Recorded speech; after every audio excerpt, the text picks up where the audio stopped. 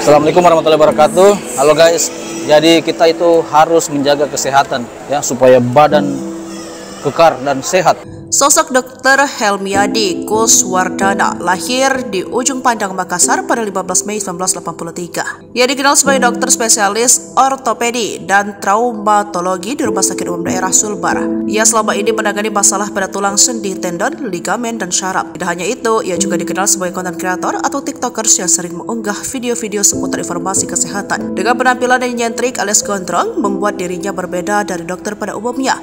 Ia tampil dengan konten-konten lucunya. Selain itu, konten-konten yang dibagikannya di media sosial syarat dengan edukasi kesehatan. Namun pada Rabu 10 Juli 2024 malam, ia meninggal dunia. Almarhum menghembuskan napas terakhirnya di Puskesmas Sendana 2 Kabupaten Majene. Ketua ID Makassar Dr. Aziz mengatakan, ini turut berduka atas berpulangnya Dr. Helmiadi. Almarhum semasa hidup mengabdi kepada masyarakat. Saat bencana di Kota Palu, almarhum bersama ID Makassar terjun langsung membantu masyarakat. Selain itu, Dr. Helmiadi pengurus Komunitas Relawan Emergensi Kesehatan Indonesia Sulawesi Selatan. Ia juga aktif memberikan ilmu bagi para relawan. Sosoknya menjadi contoh bagi generasi dokter di Sulawesi Selatan. Kabar berpulangnya Dr. Helmi membuat kaget para penggemar dan pasiennya. Pasalnya, ia tak pernah dikabarkan sakit namun tiba-tiba meninggal. Kabar yang beredar Dr. Helmi terkena serangan jantung. Helmi terserang serangan jantung saat sedang diperiksa pasien di RSUD Sulbar. Namun saat dirujuk ke Makassar, Helmi menghembuskan nafas terakhirnya.